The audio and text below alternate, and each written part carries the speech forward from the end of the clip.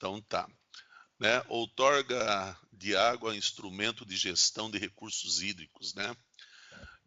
Nós participamos, essa sigla SDGL-LN, né? Superintendência Descentralizadas, agora que nós utilizamos no SP Águas, GL de Gerência Litorânea, né?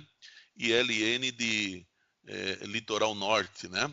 Aí da região que vocês antes pertenciam o trecho aí de Ubatuba e toda a região pertenciam aí ao Vale do Paraíba, não é? E essa nova configuração, como a Josiane já disse, ela vem até desde lá de divisa com o Rio de Janeiro, não é? Até aqui em cima em Apiaí. Veja a distância, não é? Que nós temos que enfrentar. Deixa eu ver aqui. Esse mapa, né? O mapa para mostrar bem no fim qual que é a situação dos recursos hídricos, né, no estado. Os principais, a hidrografia aí, né, da região, que muito bem vocês todos conhecem, mas só para ter uma ideia, por que da divisão, né? Por como que foi dividido. Vocês estão vendo aí o estado de São Paulo com a hidrografia, é isso? Né? Então, percebam que nós temos esses principais rios, e daí teve toda a divisão, foi pensado em comitês e até na estrutura agora, antes do DAE e agora do SP Águas. Essa é a divisão antiga, né? Essa é a divisão dos comitês, que vocês, do antigo DAE, né? BPG, BTG, BBT e assim por diante. Abate, ou ali em cima, aqui, do Paraíba, né, que pertencia ao litoral norte aqui, ó, né, aqui embaixo.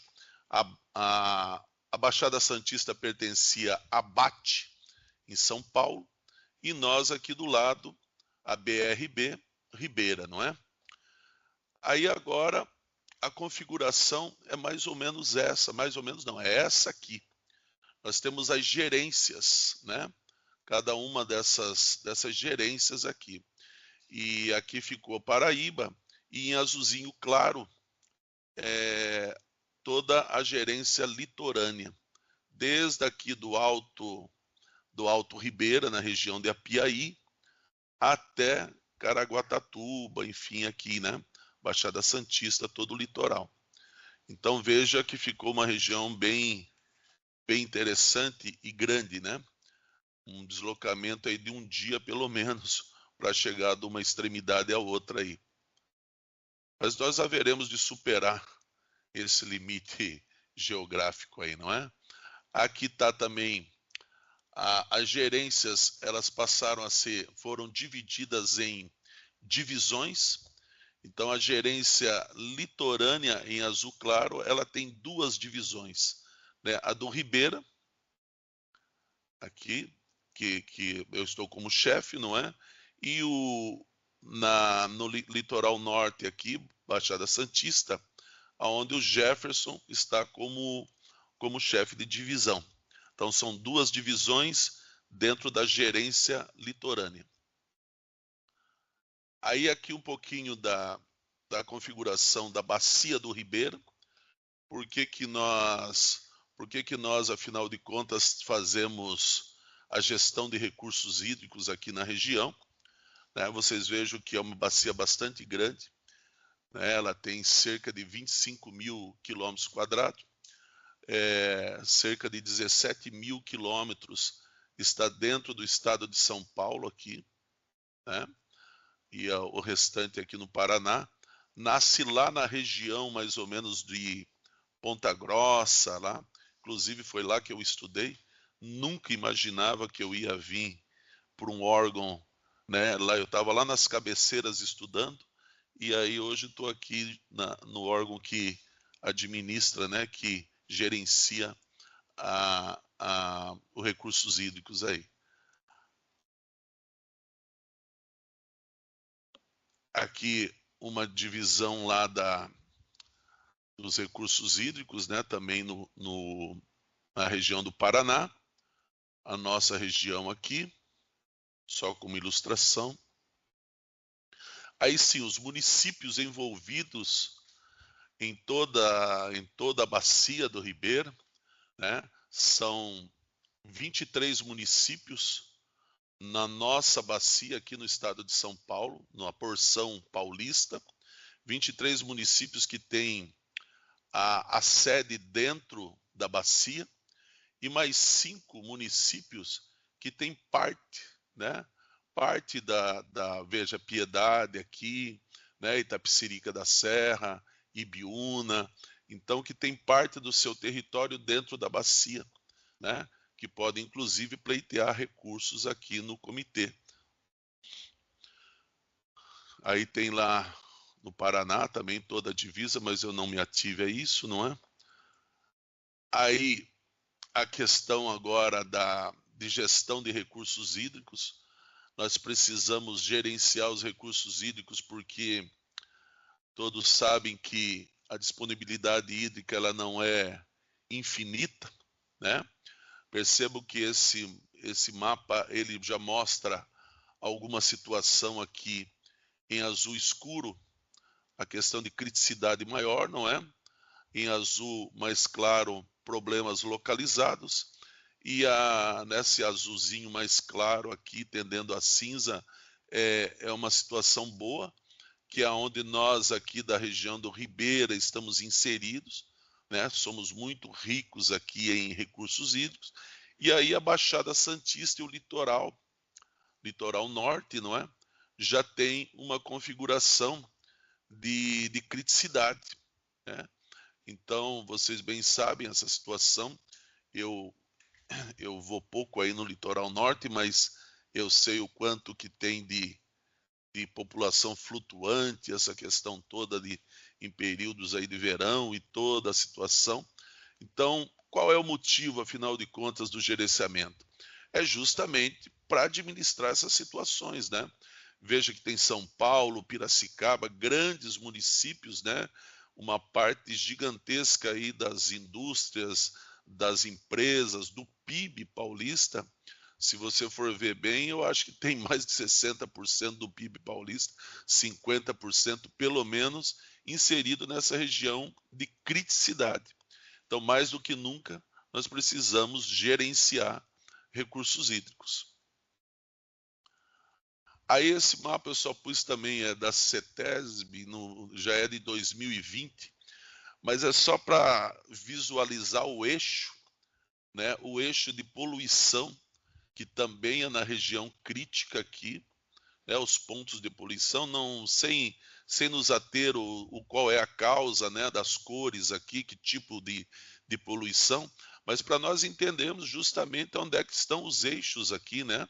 Esse eixo aqui, né, na região realmente crítica e tendendo também aqui para o Vale do Paraíba, né, São José dos Campos, enfim, também uma região bastante desenvolvida que nós precisamos nos ater para gerenciamento. Aí sim, cuidar da água, né, respeitar a vida em todas as suas formas, para nós é o nosso motivo de existência, vamos dizer, né? O SP Águas tem esse valor, né? Sabe de quão fundamental é a água para todos, né? Nós temos diversos estudos e relatórios da importância da água, não é? Água é de todos, é um bem de domínio público, né? E isso já era preocupação, a gente pensa muitas vezes que é coisa nova, né? Mas veja que já remonta a 1934 no Código de Águas, né? Já tinha essa preocupação, esse perfil de valor da importância da água, não é? Então é um bem de domínio público desde sempre já no nosso período mais desenvolvido, né? Já está quase com 100 anos, isso, 90 anos já, né? Com essa preocupação. Os recursos hídricos, águas superficiais e subterrâneas constituem bens públicos que toda pessoa física ou jurídica tem direito ao acesso e utilização, cabendo ao poder público a sua administração e controle. Né? Então veja que já estava muito bem descrito isso. A prioridade de uso, não sei se todos sabem, mas vai ser sempre o consumo humano e a dessedentação de animais, ou seja, a vida na sua essência, não é? Para depois as questões de geração de energia, de indústrias, né, até de agricultura, vai vir depois do abastecimento público e de animais, né?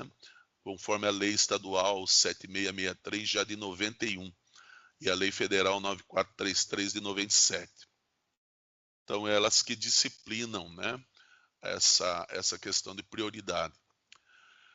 Aí nós temos também descritas no escopo da legislação as ferramentas, né, de gestão de recursos hídricos. Como é que nós vamos fazer gestão, né? Como é que vamos administrar recursos hídricos? Através da outorga da água, através da cobrança pelo uso da água e dos licenciamentos ambientais, né? Hoje nós vamos tentar falar um pouquinho rápido aqui sobre os tipos de outorga. Muitos conhecem, mas alguns eu acho que não sabem, né? Não sei se já se depararam com isso. E a cobrança, né? Não vamos falar, mas todos também têm ouvido falar muito. Já está implementado aqui, né? E acho que quase todos os comitês, que é o que está trazendo um pouco mais de recurso para que sejam feitas aí as melhorias, né? Os planos e toda a atividade dos comitês aí, né? Então vamos falar de outorga da água um pouquinho. Outorga do latim auctoricari, né? Que nada mais é do que anuir, aprovar, conceder, né? Facultar a alguém um documento que ela passa a ter direito sobre aquele bem público, não é? Então é a outorga.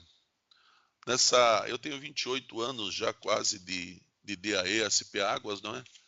E nós aqui já escutamos de tudo sobre outorga, né? Menos outorga, é a outorga, ortoga e assim por diante.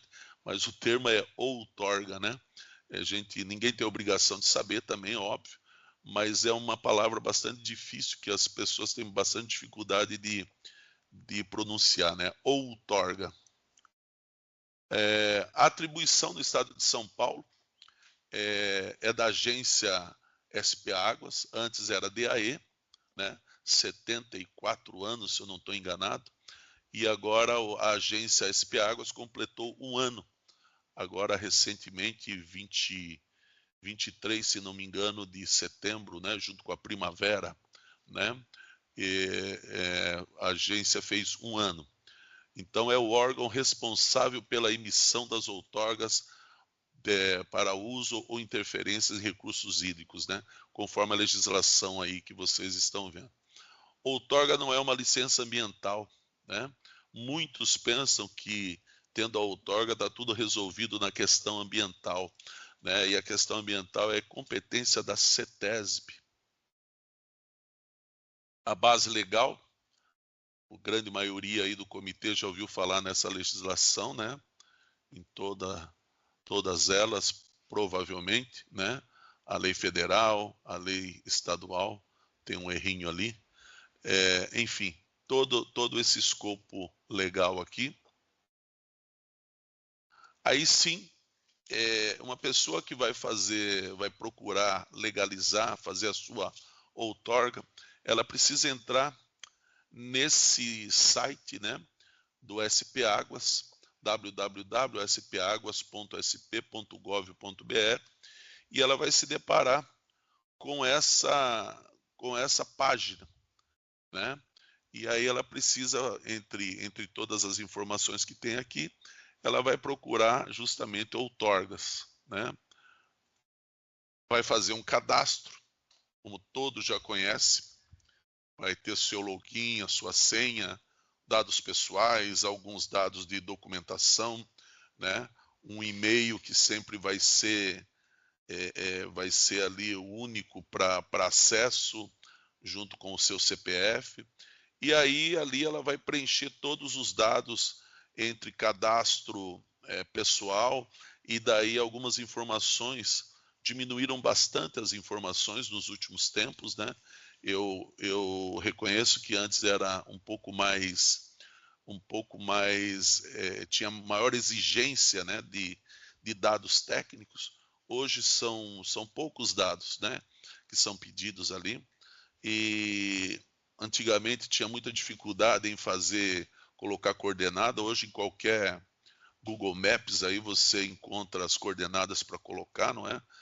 No meu início tinha que ser com escalímetro, medindo numa carta do IBGE, né, era bastante difícil, mas hoje facilitou muito o cadastro e o preenchimento dos formulários dos diversos tipos de outorga.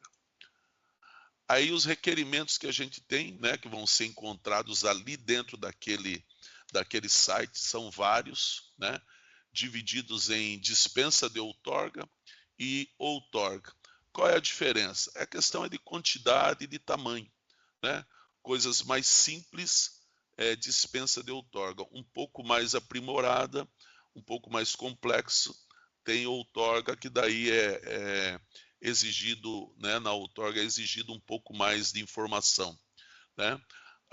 Todas elas meio que se repetem, né? Então, captação superficial, captação subterrânea, lançamento, reservatório de acumulação, que é conhecido também como barramento, né? As canalizações todas aí, as obras de proteção de álveo, antes era conhecido como proteção de leito, desassoreamento e travessias, né? Todos esses tipos de serviços e obras são sujeitas à dispensa de outorga ou outorga. Aí no decorrer nós vamos tentar esclarecer o que é cada uma, não é? Requerimentos de perfuração de poço tubular. Nós temos, né, para captação, a autorização para perfuração e direito de uso para captação subterrânea, né? A dispensa de outorga para captação subterrânea, e temos também o cadastro que é feito, né, para água mineral, né? Também nós fazemos. Efetuar o cadastro de uma interferência de água mineral, termal, gasosa, potável, de mesa, para fins de balneabilidade e aproveitamento hidrelétrico. Nós temos também essa gestão para fazer um cadastro, não é? Para a gente ter essas informações. Captação superficial, captação subterrânea. E aí as declarações sobre viabilidade de implantação do empreendimento. Muitas dessas outorgas aqui, elas são fundamentais para saber se é viável implantar ou não uma atividade num certo lugar. Imagine que se a pessoa fosse fazer a sua obra, a sua empresa, a sua fábrica, seja lá o que for, e depois descobrir que não tem água para ela, que seja, nós estamos né, que seja para a sua atividade. Nós, inclusive, estamos com uma atividade dessa aqui, uma questão dessa aqui na região. Tem vários lotes lá e não está tendo. Ele pretendia servir lá de um recurso hídrico que não está dando certo. Então, nós vamos precisar resolver esse conflito lá. Então, veja que é importante você ter o estudo de viabilidade antes da implantação. Estudar para ver se vai dar certo. É uma coisa muito lógica, mas às vezes parece que o pessoal não pensa assim. Aí nós vamos passar para, né, alguns conceitos importantes para a gente entender um pouco mais sobre a outorga. Então aqui os tipos de poços, né, que a gente confunde muitas vezes: cacimba, poço raso ou escavado, né? Nós temos esse tipo de estrutura. O ponteira, né, que é esse do meio aqui, e o poço tubular profundo, que é feito com equipamento mais sofisticado. Aí, na imagem real, é mais ou menos isso que nós encontramos no dia a dia, não é? Um poço feito com anéis de cimento ou até de tijolos, não é? O poço ponteira, que é muito semelhante ao tubular profundo, mas a questão é realmente de profundidade. E o tubular profundo. Veja que o poço cacimba tem aí uma profundidade máxima, aí, né, 10 metros de profundidade, porque mais do que isso fica difícil de entrar uma pessoa ali dentro e tal. E a produção na nossa região, algo em torno de 5 metros cúbicos dia, né, com bastante sorte aí. O poço ponteira, ele tem no máximo aí uns 30 metros, né, também com bastante sorte dá uns 50 metros cúbicos dia, é o que tem ajudado muito aqui na região. Está sendo muito, parece que está numa moda agora, acho que a questão de preço e produção e facilidade está substituindo muito o cacimba, né? É realmente uma alternativa muito boa para resolver a questão de água, porque o poço tubular profundo é muito mais caro, né? Eu acho que esse ponteira está girando na torno aí de uns 5, 8 mil aí, né? Entre 5, 8, 10 mil no máximo. O tubular profundo é lá para casa dos 30, 40, 50 mil reais até, dependendo da profundidade, né? Espera-se que produza aí uns 200 metros cúbicos dia, né? Então, esses são os tipos de poços. Aí só um detalhe aonde que eles captam a água, né? O poço caipira ou cacimba, ele 5 metros, é muito ali próximo da superfície, muito mais sujeito a contaminações, não é? A estrutura toda do solo que filtra é bem mais sensível, né? Mas era uma alternativa. E o poço ponteira, ele 15 metros, ele vai buscar já lá embaixo no cascalho, né? Numa região mais profundinha, então ele tem uma qualidade melhor. E aí sim, o poço artesiano profundo, ele vai lá embaixo na rocha, que é bastante, uma qualidade muito melhor, né? Se não tiver óxido de ferro bem esclarecido, na nossa região tem dado muito óxido de ferro, né? Aí uma outra estrutura que é sujeita à outorga, aqui um desenho, né, do recurso hídrico, um barramento aqui transversal, mas para nós interessa esse pontinho amarelo, que é bem aonde nós fazemos a coordenada, e aí ele forma um lago para cima, né? Esse é o reservatório de acumulação. Aqui um outro tipo de outorga, que muitas vezes é confundida com o barramento, mas para nós, mais uma vez, interessa esses pontos amarelos aqui no recurso hídrico, no esquema aqui, né? Veja que você tem 2 tanques na lateral do recurso hídrico, e aí eles são abastecidos por uma captação mais a montante, não é? Chega através de alguma estrutura, um cano, uma pequena vala, né? Chega até o tanque escavado, fora do leito do rio, e aí mais abaixo, né, mais a jusante, ele é lançado. Então o SP Águas ele faz a outorga justamente aqui de uma captação e de um lançamento nesse tipo de estrutura. Aqui nós temos as travessias, né, que o SP Águas também faz as outorgas, né, uma ponte, uma galeria, né, aqui um bueiro, sempre em recurso hídrico, tá? Bueiro seco, né, de chuva apenas, nós não outorgamos. Aqui circular, aqui retangular, não é? As travessias aéreas, né? Aqui um desenho esquemático da estrutura do corpo hídrico, e acima disso, passando os dutos, ou seja lá qual for a estrutura, né? Essa aqui mais curva, nós temos uma bem conhecida na região de São Paulo, ali no Tietê, no Pinheiros. Pois não? Alguém falou alguma coisa? Acho que o Renato entrou com o microfone aberto. Deixa eu olhar aqui quem que tá. Ok, Renato? Tá. Então, se quiserem interromper também, fique à vontade, tá bom? Mas vamos adiante, se alguém fique à vontade. Aí, né, tem essa estrutura muito conhecida lá no Pinheiros, né, da Sabesp, né, assim também. Então, todas essas estruturas são sujeitas à outorga, à dispensa de outorga aqui, né.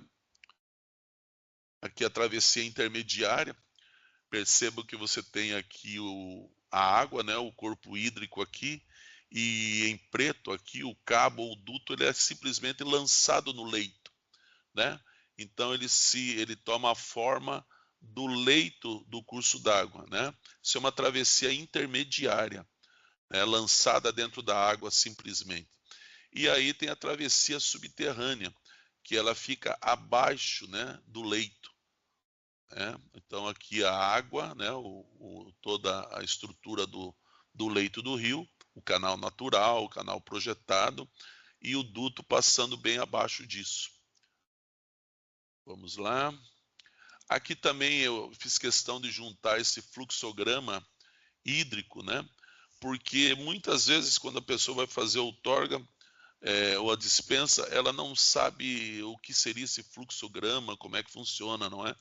Então veja que aqui tem uma casa, uma residência, seja lá o que for, e aí a pessoa ela tem uma captação num poço, vem de alguma fonte a água para sua utilização. Então passa pela, né, tem a captação e aí vai até a casa, veja 1 metro cúbico por dia, talvez, só uma questão empírica aqui, aí da utilização ela acaba devolvendo 0,8 ali, 0,5, seja lá quanto for, numa fossa séptica, né? Nesse tipo de fluxo, né, ela teria aqui uma captação e não teria um lançamento, porque está na fossa, né? Não tem devolução no corpo hídrico de nenhuma forma. Aí, aqui um outro tipo de fluxograma também, né? Numa nascente, num recurso hídrico, sendo levado aí para uma caixa, para alguma estrutura de reservação, e aí distribuído para os diversos usos, né?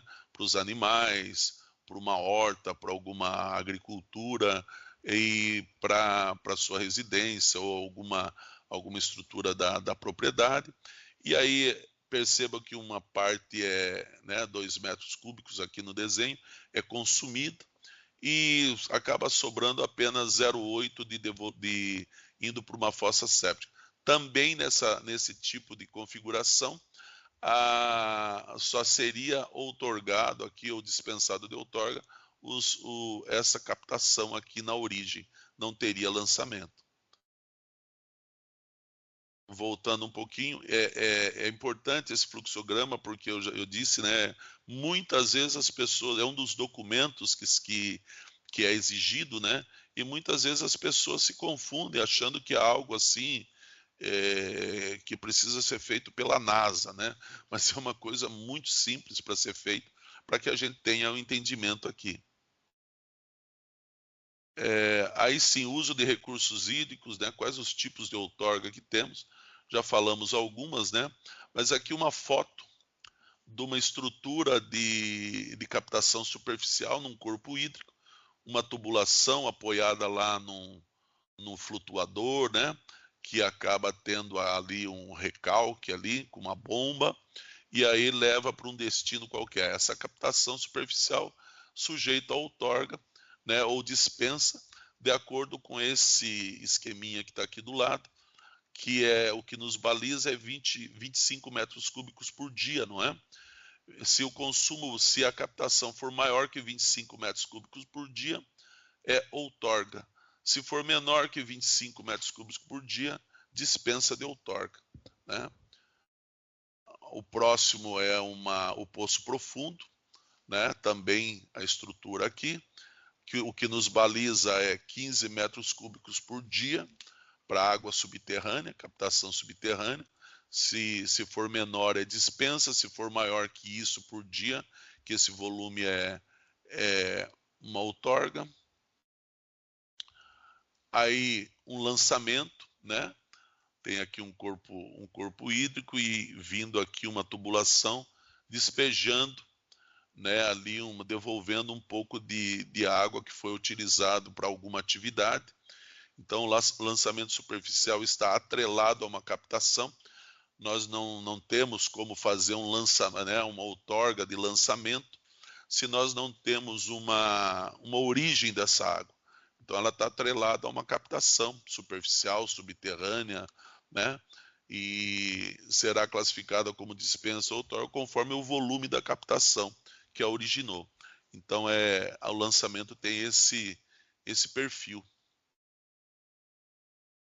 Interferências, né, em recursos hídricos são esses tipos, né, que nós vemos muito por aí, nas cidades maiores aí, mesmo nas menores já está tendo muitas desse tipo de canalização aberta, né, protegendo assim o alvéolo todo aqui, e aqui uma canalização aberta com uns módulos aí de concreto moldado, né, pré-moldado. Aqui uma proteção com gabião manta, né, também protegendo o leito, o alvéolo, mas a gente considera isso como uma canalização. Aqui uma canalização fechada. Deixa eu voltar um pouquinho. Ah, não, é só aqui. A canalização fechada, né, com aduelas, também muito comum, né, feito já pré-moldada para fazer depois isso tudo vai ser aterrado, né, perde-se realmente toda a estrutura, esconde-se, né, toda a poluição, tudo que está aqui por dentro, os sofás, televisão, aí entope isso tudo e vira Deus nos acuda. Que luta, não? Aí vocês vejam que tem aqui uma data importante para nós. 30/5/2017, né? As canalizações fechadas, antes dessa data, né? Ela é só uma dispensa ou um cadastro, né? E depois dessa data, pela portaria DAE 1630, ela definiu essa data para fazer simplesmente a dispensa ou cadastro de algo existente antes dessa data, e posterior a essa data, sim, nós vamos precisar de todas as informações. Então é mais ou menos que o que era antes, vamos apenas conhecer, e é mais fácil deixar como está do que tentar arrumar isso tudo para ver como é que vai se comportando aí ao longo do tempo. Agora, após essa data, ela vai ter que estar dentro dos padrões, né, de cálculos hidráulicos, hidrológicos aí, a vazão de cheia vai ter que passar aí, não tem como não ser dentro dessa norma. Aqui, as travessias aéreas, mesma coisa que tem uma data aqui importante também, na portaria 1632, antes de 20/12/2012, tem uma dispensa, né? Existem muitas pontes, muitos bueiros por aí, muitas, né, com essa configuração que não foram outorgados, não é? E depois dessa data, elas realmente vão ter que estar dentro das normas da engenharia e de todo o estudo. As travessias aéreas, aí a foto lá acho que é do Rio Pinheiro, se eu não estou enganado. E aí essa estrutura também, né, é uma travessia aérea, com essa data importante aqui também, 20/12/2012, né, para dispensa o cadastro e para outorga. Aqui barramentos e reservatórios, né, ou reservatórios de acumulação. Você tem aqui o lago formado e o barramento transversal aqui. E um valor importante para nós é maior que 2 hectares ou volume de 50 mil metros cúbicos é outorga. Menor do que esses valores de 2 hectares de espelho d'água ou volume de 50 mil metros cúbicos é dispensa o cadastro. Tá? Então é um padrão, né? É uma linha de corte que nós temos para outorgar ou dispensar. Veja, quando eu digo dispensa, eu não é que não precisa, né? É um cadastro, tá? A questão é assim mais de nomenclatura e um pouco menos de exigência, mas passa por nós também. Vai ser publicado em diário oficial e tudo, tá? Aqui a dispensa de outorga para proteção de leito, né? Quando está tendo aqui toda uma erosão, toda uma situação aqui, a gente protege o alvéolo aqui com pedra enrocada, com gabião manta, né? Alguma proteção de alvéolo. Desassoreamento com máquinas, né? Nós temos feito muito através do projeto aí Rio Vivos, né? Aqui desde o ano retrasado, se não me engano, acho que há 3 ou 4 anos já está sendo feito. Esse ano ainda estamos fazendo bastante também, aí na Baixada Santista, né? Tem vários aí junto com o Jefferson, e tá para começar um novo contrato agora. Tem o SP Águas, né? Tem feito bastante esse serviço de limpeza dos córregos aí, né? Dos recursos hídricos. Então, tem uma dispensa de outorga para esse tipo de intervenção no recurso hídrico.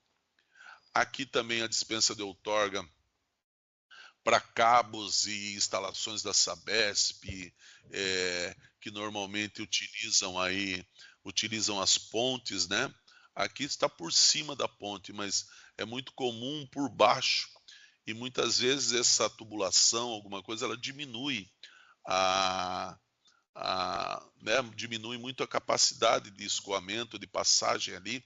Então precisa tomar esse cuidado. Por isso que é feito, né, a outorga, a dispensa aqui, né, com esse aproveitamento da travessia que já existia, não é? É isso que é feito aqui, ó, um cabo, um duto, alguma coisa, se aproveita da estrutura que já existia. E aqui do lado uma máquina, né? Vocês percebem que tem um cabo ali, alguma, né? Deve ser, acho que internet, que está passando ali, então, né, sobre os aterros ali, né? Instalado em pontes ou sobre aterro de tubulações. Também nós precisamos saber, tá bom? Aqui um desenho esquemático da travessia subterrânea, não é? Existentes ou a serem construídas. Veja aqui na foto que ela começa aqui de um lado numa margem, ela se aprofunda e vai passar lá do outro lado, né? Uma travessia subterrânea. Já estamos terminando, tá bom? Não fiquem muito impacientes. Aqui está. Antes a gente realmente outorgava esse tipo de estrutura, né? Fios de alta tensão que passavam sobre os recursos hídricos aí, né? Era uma luta, porque bem no fim não tem muito sentido, porque acho que o primeiro que não quer que essa fiação encoste na água é a própria empresa, né? Então elas passam muito altas. Hoje em dia é isento de outorga ou dispensa. Então veja que outorga e dispensa exige alguma coisa. A isenção não passa por aprovação nossa. Então nós não tomamos conhecimento mais de cabos de alta tensão passando sobre os rios. Aqui um tipo de estrutura que aparece também muitas vezes, né, que é isenta de outorga ou dispensa de outorga, que são esses tanques escavados num brejo, numa região, num lugar mais que tem um pouco mais de recurso hídrico, no lençol freático, e ele acaba acumulando água aqui, né? Utilizado às vezes para dessedentação de animais, enfim. Alguns usam até para piscicultura, alguma coisa, mas veja que essa água ela não é captada em algum lugar, ela simplesmente aparece aqui, né, por percolação, né, por um movimento ou fluxo radial, aí ela acaba, né, vindo da estrutura toda do solo, né, se movimentando por gravidade, por questão de menor pressão aqui, ela acaba acumulando aqui. Então, bem no fim, se você for pensar, no meu modo de ver, isso aqui é um poço cacimba num outro formato, né? Mas para nós, né, conforme a legislação, não é isento de outorga ou dispensa de outorga, porque muitas vezes fica essa confusão, né? Aqui também um outro tipo de estrutura que é isento de outorga né, ou dispensa, que são as galerias pluviais, as canaletas de águas pluviais nas cidades, né? Reservatórios de águas pluviais que servem para diminuir erosão, né? Em muitas regiões é feito para que a água chegue aqui, acumule e saia de uma forma mais leve, né? Com menos força ali para amortecer isso tudo. Então essas estruturas são isentas de outorga, né? Muitas vezes as pessoas veem numa cidade sendo feita uma tubulação e acha que precisa de outorga. Se não tem água aqui, naturalmente, se é só de chuva, águas pluviais, né? O SP Águas não outorga, é isento. A declaração de viabilidade de implantação, né? Que eu tinha falado lá atrás, para empreendimentos novos que ainda serão implantados ou a serem ampliados e que necessitem de outorga na SP Águas para uso em interferências em recursos hídricos. Nós precisamos então fazer, né? Para empreendimentos que necessitem de licença prévia ou de instalação da CETESB ou de parecer técnico da Grapuab, nós temos que nos manifestar, tá bom? No caso de usos e interferências enquadradas como dispensa de outorga, não exige, né, a declaração de viabilidade de implantação, ok? Aí eu fiz questão de colocar esse dado aqui também, os materiais técnicos, né, para apoio disponíveis nos sites aí na internet, tem muita coisa boa, né? Mas eu quero destacar o guia, esse guia prático para projetos de pequenas obras hidráulicas, né? Ele foi feito pelo antigo DAE, né? E realmente ele é muito didático. Eu tenho brincado que ele esse material ele é como se fosse aquela cartilha. Não vão rir, que se você rir, você vai dizer a sua idade, né? Se você usou o caminho suave lá no primário, né? Lembra que tinha uma menininha indo para a escola, aquela cartilha que nos ensinava? Bem suavemente nos ensinava a ler e escrever. Esse guia prático ele é muito amistoso, muito amigável, né? Para essa questão de cálculo hidráulico e hidrológico, porque a gente está acostumado com aqueles manuais maiores, né? Então, que você consegue ler e entender até a primeira, segunda página, daí já começa a fazer confusão. Mas esse guia prático é bem legal para dar entendimento de hidrologia, né? Uma hidrologia hidráulica assim, mais básica para a questão de outorga. Então está aqui um material técnico de apoio, né? E aí nós encerramos